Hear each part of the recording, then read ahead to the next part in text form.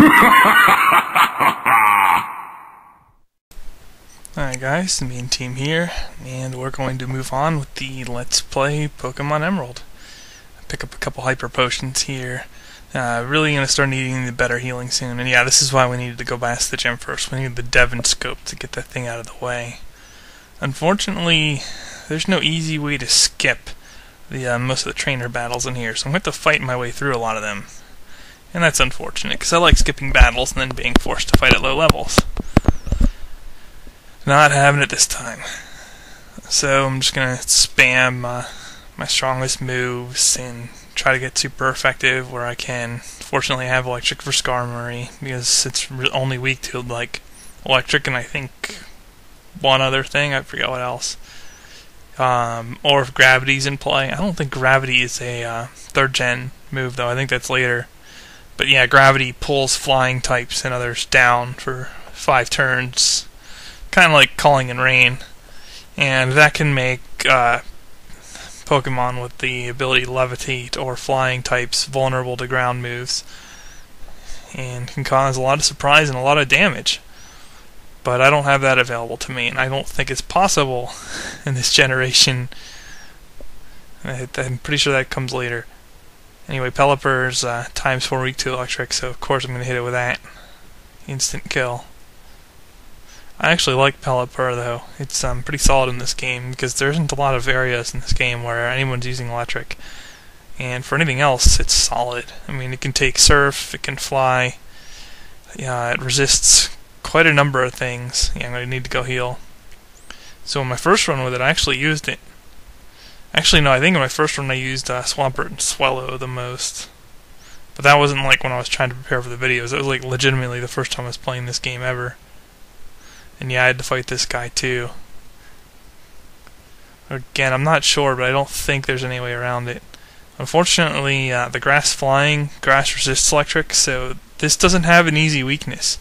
Actually, Tropius is weak to flying, and yeah, it just wrecks me again, because my guys are weak to grass, or at least my starter's very weak to grass. This time's 4 weak to grass. But yeah, Tropius is actually weak to its own type, flying, and fire will hurt it too.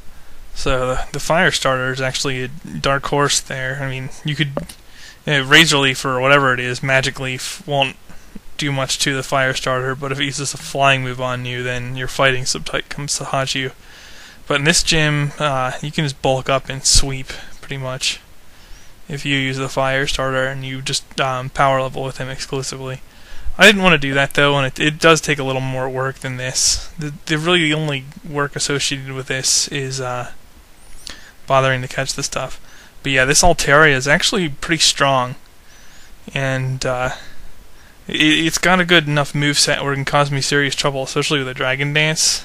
Multiple Dragon Dances could sweep my team, so I just decided to Toxic Stall it. Use attack, switch Pokemon in and out, let my garbage Pokemon die, switch back in, detect again until it dies from poison. And once that's out of the way, it's just the Tropius. And once again, I could get one-shotted by that, which isn't ideal, but you know, as long as I can stall it out with my Steel type, I should be okay. And it works. Gets down by poison, and the remaining stuff should be easy enough for Captain Stab in here.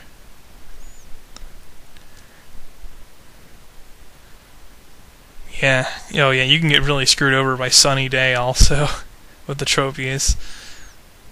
It's a chlorophyll Pokemon, so it gets double speed in the sun, and yeah, I evolve here. That's actually helpful, better stats. But not only is it double speed, but Solar Beam doesn't have a charge time then, and it's a very powerful move, especially against my starter. I don't want to get hit by things like that. And yeah, I checked out if I could use the Aerial Race on anybody, but I really can't use it usefully yet. So I heal up because I got devastated by Winona there. But that's okay. I mean, the gyms couldn't get any harder, right? Actually, I have Dirty Tricks in hand for the remainder of the gym leaders now. Actually, it's not like I haven't been using Dirty Tricks so far, but it gets worse because one of the hardest gyms is next, and then we open up with the late game abuse. So really, the hardest part of the game is behind me now, and really the most dangerous battles for this strategy or this way of playing through the game were Norman was probably the most. He's the hardest, and if things go wrong with Flannery, you might run into trouble there too. And then Winona's a reasonably distant third, or maybe I'd rank her above Flannery actually. Flannery's pretty easy, the fire gym leader, even if you're using the fire starter. I think only if you're using the grass starter is that even an issue. And yeah, I'm running into all kinds of encounters here. So yeah, Mount Pyre has a lot of optional battles, but they're all if you go up rather than to the left and just get on with the game. I actually thought about catching a Vulpix and just giving it overheat, because it's as high level as pretty much anything else on my team. But I one-shotted it with T-Bolt and then realized that, okay, if its special D is that bad, that I can one-shot it when it's not super effective, I don't want it. And I guess I could have given her a Firestone right away or something to switch in, overheat, switch out, and that kind of stuff. Because you clear your stats when you switch out, both your beneficial ones and your negative ones. So you can overheat, and if you switch out, you can you have full power and you switch back in. And if you're abusing items and revives and healing, that can actually be a pretty powerful strategy, because overheat is a very devastating move in terms of its base power. You just drop your special attack each time you use it.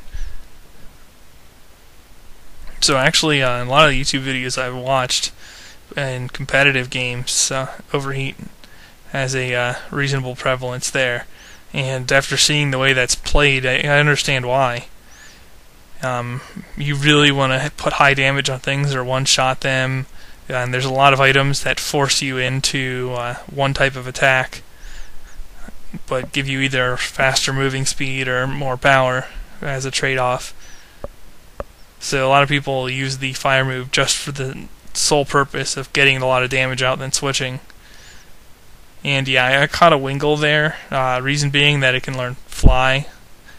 So well, I wasn't sure at the time when I caught it, but I checked later on and found that yes, it can. It doesn't have to be a Pelipper before it can learn Fly, just Surf in that case. And I did need something with Fly, because I'm going to need to use it soon. And yeah, this is one of the few times I was able to use my hidden power flying to any use at all. It's almost dead weight on my Swampert. Yeah, I'm getting rid of Castform, pulling out Wingull, and as I learned here, I could use Fly, so taught it Fly. And moving on, go back there to Team Magma's base. That's our next stop on this. And since I don't have the Acro Bike, I have to go up here and come down rather than hopping up the mountain like I would if I had the Acro Bike. But it's really not that much extra time. And some strength puzzles. Not that the strength puzzles in this game are really all that challenging. Actually, I haven't really had difficult puzzles in any Pokemon game. I guess the target audience really isn't for people my age to be struggling on the puzzles. I mean, if you gave like challenging puzzles to an adult, like 10-year-olds, you'd have a lot of people who couldn't complete the game, or just relying entirely on online FAQs. Although I guess people do that anyway, so well, you know, what's the difference? Some genius prodigy kid does it. He's like the only one. Yeah, I'm trying to skip as many trainer battles as possible, but once again, there's a lot of requireds in here, so there's nothing you can do about that. Just one-shot it. And obviously, since they're Team Magma, they have a lot of fire subtypes, and I'm well suited to that. Surf. And it's kind of convenient that the Mystic Water comes right on Castform. I could have picked up the ground boosting item earlier too on the beach in Slateport. I believe that's where you get it. And that would have helped me. It was actually a bit of an oversight. I forgot about that and just planned on Mystic Water from the start, but I could have switched them off. Anyway, the stuff in this cavern's pretty good. If you're that underleveled. I mean, it's like the same level as some of the stuff I'm seeing here. I could almost not use repels because I'm so low level. And that's always exciting. You can't repel things because your levels are too low. Another chance at Geodudes.